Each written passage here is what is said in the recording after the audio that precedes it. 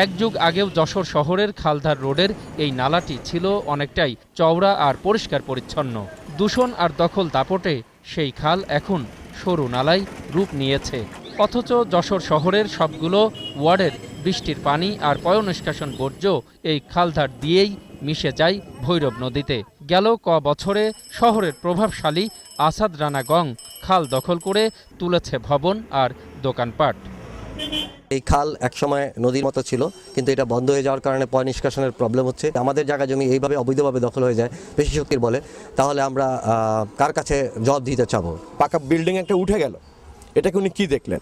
এবং এই যে দুর্বলতা পৌরসভার, পৌর মেয়রের, পৌর কাউন্সিলরের, এই দুর্বলতার সুযোগে যিনি লিজ নিলেন তিনি আরেকটু বাড়ি আরেকজনের জমিও দখল করে নিলেন। আমার জমি সহ, খালের জমি সহ সমস্তটাই দখল তাদের মধ্যে। আসাদ এবং রানা বলে একজন, ওরা দুই ভাই, তারাই মূলত এটা দখলদার আছে। কোর্টে যে যখন আমি ইনজাংশন জারি করে দোতলাকে রহিত করে রাখলাম, এবং আমার বাড়ির মধ্যে ঢোকারও রাস্তা নেই, আমার গাড়ি নিয়ে ঢুকতেও পারবো না এবং বেরোনোর কোনো রাস্তা নেই। শহরের প্রধান খালটির প্রবাহ বন্ধ হয়ে যাবার আশঙ্কায় ক্ষুব্ধ Bespara, RN road, Khaldhar road, loan office পাড়া ও বারান্দিপাড়া সহ পার্শ্ববর্তী এলাকার মানুষ।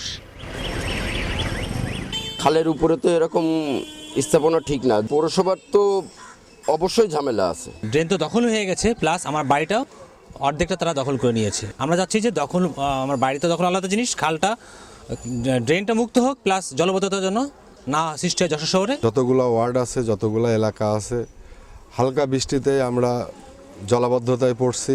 খালের অবৈধ ভবন উচ্ছেদের প্রতিশ্রুতি দিলেন যশোরের মেয়র। শুনলাম যে হঠাৎ করে দোতলা হয়ে গেছে, কিন্তু নিয়ম আছে দোতলা করতে গেলে এটাকে প্ল্যান পাস করতে, এবং পৌরসভার সম্পত্তির পরে করতে গেলে পৌরসভার নামেই প্ল্যান পাস করতে হয়। তো এরকম কোনো কিছু হয়নি। যদি এটা হয়ে থাকে, এটা ডেফিনেটলি অবৈধ এবং এটা ভাঙার যোগ্য। যশোরের খালধার ক্যানেল দিয়ে সমস্ত পানি গিয়ে পড়তো স্থানীয় ভৈরব নদীতে।